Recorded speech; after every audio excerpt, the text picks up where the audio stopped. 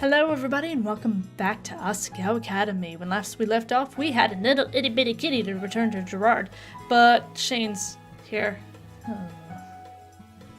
Shane answered the door and had it all pleased to see me. Hi Shane. How are you?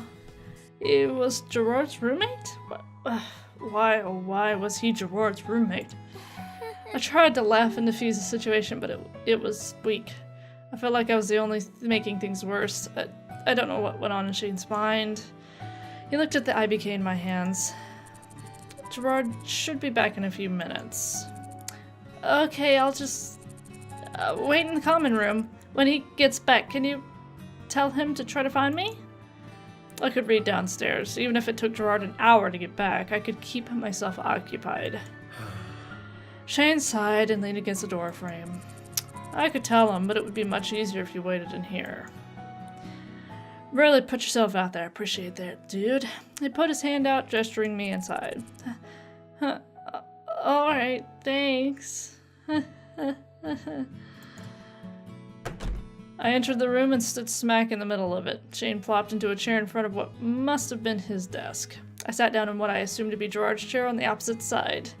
Shane swiveled around and started to click something on his laptop. Seeing as he wasn't much for small talk, I turned to observing the room. The room was, well, decorated, one could say. There was a lot of itty-bitty kitties, each arranged neatly with its brethren of similar design. Every empty space not filled with school-related objects was covered by the pads of a cute little cat, or at least a sealed box of one. Even parts of Shane's shelves had IBK on them. I had to admit, it was kind of endearing. Something about the dedication required was sweet. Hey! Do you collect itty-bitty kitties too? Don't do the small talk, please. Not really. They're Gerard's. I don't mind. I see. It's kind of niche. I'm surprised you're into them. Oh no, I don't collect them. I just found this one on the side of the field. PBG said Gerard was there earlier, so I came to find out whether it was his.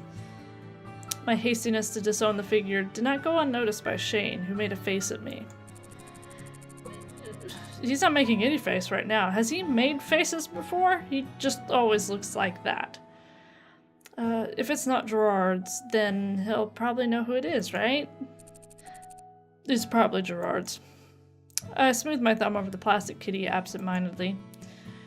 Shane returned to whatever he was doing online, and I conversed with the figure in my hand. Who's a pretty kitty? Who's a pretty girl? Who's a pretty girl? You are! Gerard came back about 2 minutes later. Hey, Shane. Hey, Shane. And Hana? He held 2 coffees in his hand. Suddenly he turned pink. Oh, look at the little shaker-weaker. They're so cute. And what are you two doing in here? Alone? Together? We're not doing anything. Hana was looking for you. Really? Really? How can I help, Hana? He gave a coffee to Shane and offered the other one to me. Here, take mine. I would have gotten you one too if I knew you were here. Oh, that's really nice of you, but no thanks. I just came to see if this was yours. For what felt like the 10th time in the last half hour, I displayed the itty-bitty kitty. Oh, wow! Oh, yes! Gerard almost dropped his coffee as he leapt forward. I lost this today. Where did you find it? It was near the field. PPG told me you were there earlier, so I wanted to give it back to you. I handed the figure to Gerard, who looked about ready to kiss it. You're the best. Thank you, Hana, thank you. You didn't have to do this, but you did, and I don't know what I would have done without you. It wasn't any trouble at all. It looked pretty rare. They're special. They're special, damn it. It's not as rare as you would think, but it's still very special to me. I'm so glad you were the one to find it. I shouldn't have been so careless. Don't beat yourself up about it. What matters now is that you have it back. Maybe zip up your pockets next time? I promise. I'm gonna just cover his eye, because that's about as much as I can cover with the mouse. You bet I'll take a load of precautions to make sure this never happens again. He placed it delicately on the shelf with other kitties that had the same iridescent properties. Gerard looked at me while I viewed his hard-earned assemblage. Right. Oh, duh, Gerard, you dummy. How rude of me to at least introduce you to my collection. Sorry. In this room, I have 247 itty-bitty kitties of every shape and size. That is a lot of itty-bitty kitties. That is really quite a lot. This is the newest set, the Catastrophes. They're a band. They're really popular right now. I traded my rare extras for these the other day. The one you brought back to me is from a set of 4 that are called the Opalescents. Currently, they're the only shinies. They were so pretty. My gaze fixated on them. I'm just missing the last opalescent. It's a purple one, Princess Pumpernickel. I've tried everywhere, but no one has them in stock. But there's only 3 copies in the world, so it's not really surprising. It's more surprising that I managed to get these ones. I have one of the most complete collections in the world. People think that the Kitties company gives me the new figurines, but I earned all my IBK. I can tell this took a lot of hard work. I'm amazed at how much effort you've put into this. He sighed heavily and sat down on his bed. Completed. Thanks, Hana. I just wish I could get that last figure. I could finish my collection and the kitties would have all their friends together in one place. Stop right-clicking. I wish I could help. Don't worry about it, Hana. This is my battle to fight. I nodded, then glanced at my watch. See you later. Oh, I should go. I really wanted to finish my book today, but if you ever need help, I'm here. I stood up, then waved to the both of them. Bye. Bye, Hana. Thanks again. Bye. See ya. Thankfully, I managed to finish my book. It took more time than I expected, though, and by the time I got back to my room, it was dark outside. When I opened the door to my room, the lights were off. I flicked them on, and the huddled form of Mai, hugging a stuffed purple bear, appeared on her bed. Hello. I'm back. Mai glanced at me, then buried her face again in her bear. Was she sulking? It was unlike her to be so unenergetic. Are you okay? That doesn't sound very okay. Mai glanced at me again, her face a light shade of pink, like she was holding her breath. You know you can tell me anything. You've helped me out a lot, so it's the least I can do in return, right? Besides, we're friends. I sighed and threw the bear on the floor where it lay as if screaming in agony. Wow. Really? The bear? Screaming bear? In agony.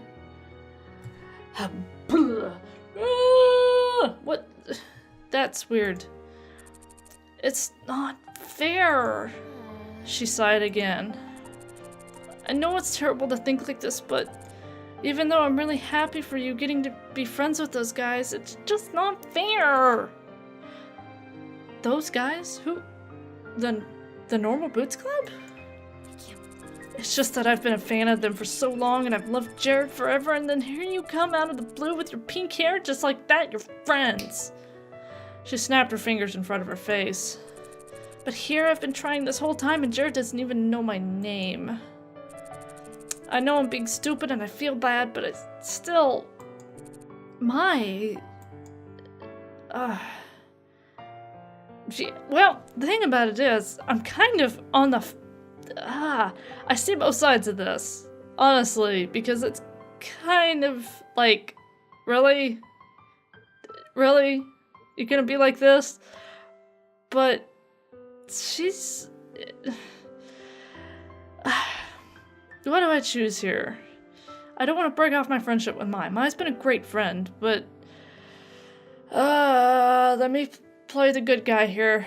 But I would honestly say, probably in any real-life situation, I would have probably been like this. Because it's just like, come on. Really? Mai smiled weakly at me. They wouldn't be my friends if it wasn't for you. Mai... I'm going to sleep. She turned over and closed her eyes without even taking off her uniform. I turned off the light and walked to the bear she threw in the middle of the room. I'm sorry, too.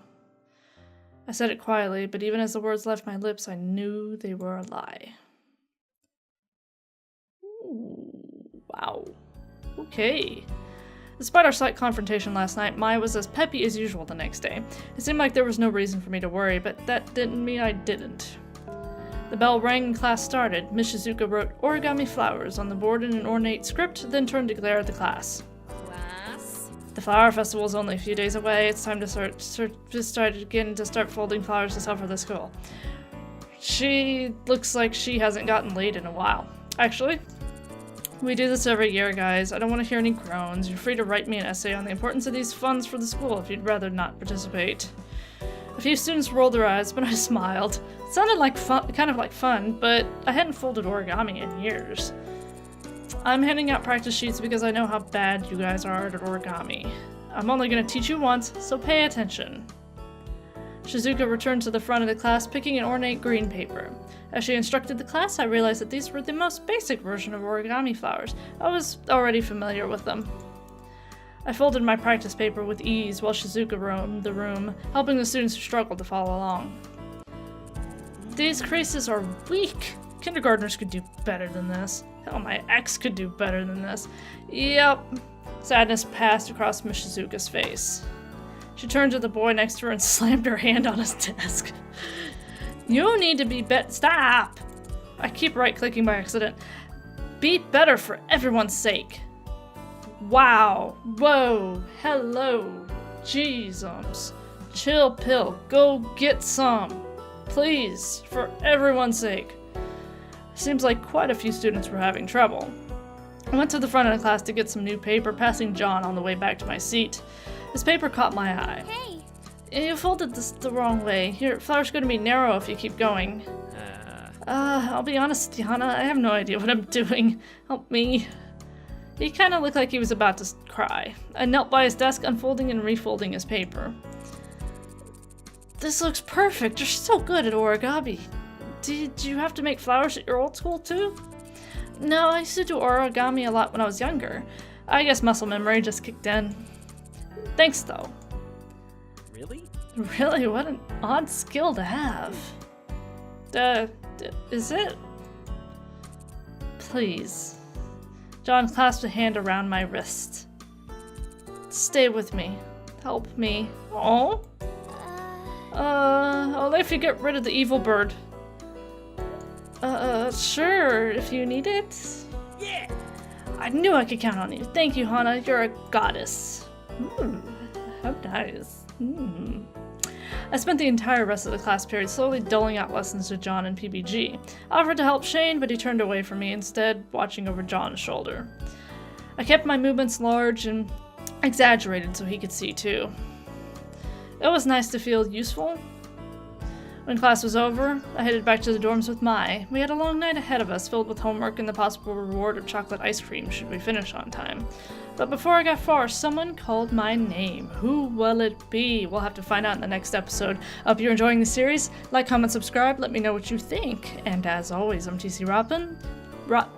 That's not my name. I'm TC Robson. Stay obsessed. I need to enunciate. Pronounce my worst.